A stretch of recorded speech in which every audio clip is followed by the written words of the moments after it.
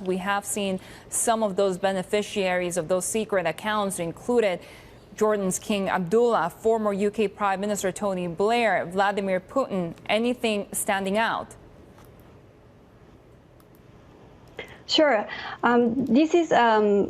This is a different leak from what we've seen before, because, for example, in the case of the Panama Papers, the investigation was based on one offshore provider in Panama. In this case, we have information coming from 14 different service providers and law firms around the world, from many different jurisdictions, from Cyprus to Seychelles to BVI, etc. And so this investigation and this leak really tell us how the system works, and it's not just about how one company operates, but really how offshore finance works across borders.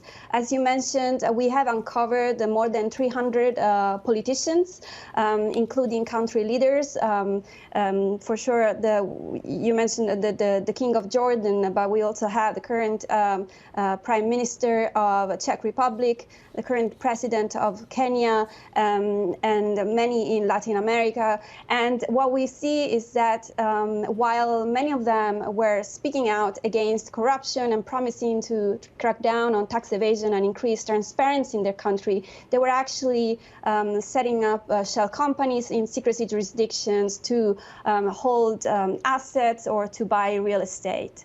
And so this really speaks to the system and how even though in many cases shell companies are not used for illicit purposes, the secrecy that they provide can surely protect these prominent political figures from public scrutiny.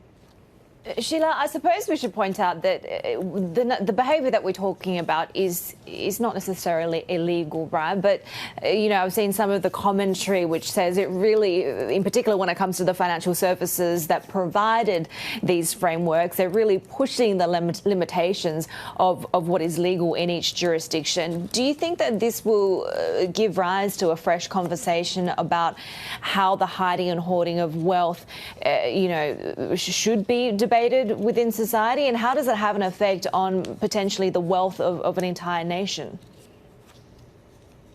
Sure. What we've seen is that even though there have been some reforms and attempts in some countries to improve transparency, that has not really been enough, because as you pointed out, some of these providers are not really interested in tackling crimes or potential illegal behavior.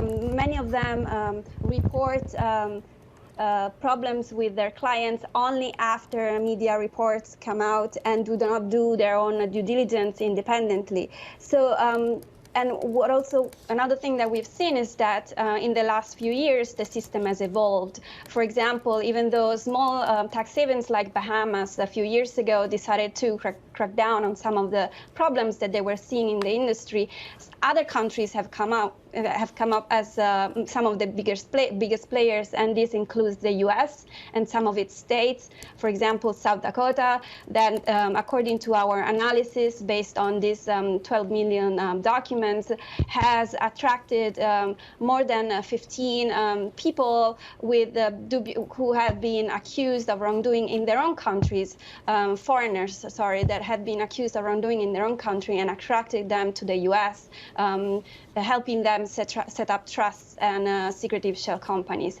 So we really hope that this investigation can spark a new conversation onto what is still needed to do. We saw today that there were some announcements by authorities in Pakistan, Mexico, Spain, and other countries where officials promised to investigate all the people that appear in these documents.